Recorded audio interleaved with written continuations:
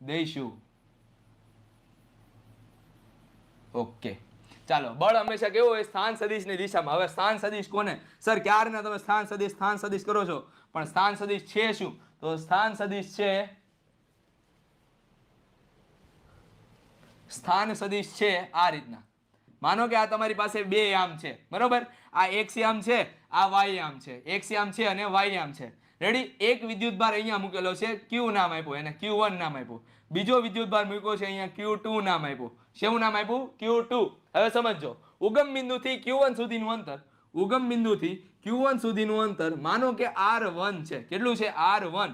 ઉગમ બિંદુથી Q2 સુધીનું અંતર માનો કે R2 છે. કેવું છે? R2. બરોબર? હવે સમજો, ધ્યાનથી સમજવા જેવો મુદ્દો અત્યારે આવ્યો છે. આ નહીં સમજાણું ને તો આગળની થિયરી નહીં સમજાય. બરોબર? તો આ વસ્તુ ખાસ સમજજો.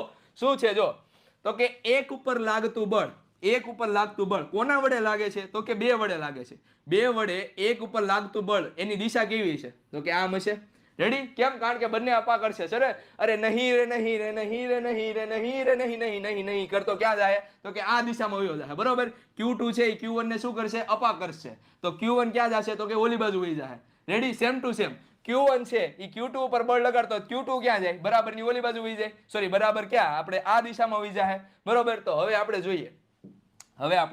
જોઈએ, તો અહીંયા જે બળ લાગશે, એ કઈ દિશામાં છે? આ દિશામાં છે. આ બળને કેવું નામ આપ્યું? રેડી? इस बल को क्या नाम दे?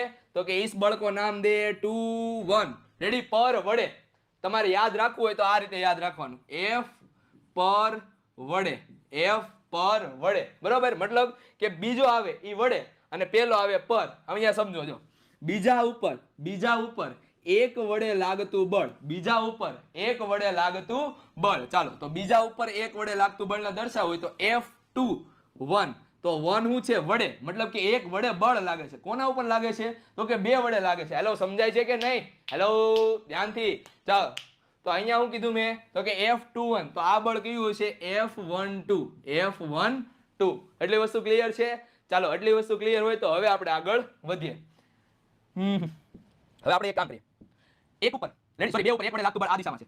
રેડી? બે ઉપર એક વડે લાગતું બળ આ દિશામાં છે. તો એનો સ્થાન સદિશ પણ R21 આ દિશામાં હોવો જોઈએ. રેડી? હોવો જોઈએ. આ વસ્તુ ક્લિયર છે? ફરીથી કહું છું, બળ કઈ દિશામાં છે? બળ કઈ દિશામાં છે? સ્થાન સદિશની દિશામાં છે. તો બળ આ રીતે હોય તો સ્થાન સદિશ પણ આમ જ હશે. બળ આમ હોય તો સ્થાન સદિશ પણ આમ જ હશે. કેવો લાગ્યો મારો ડાંગ?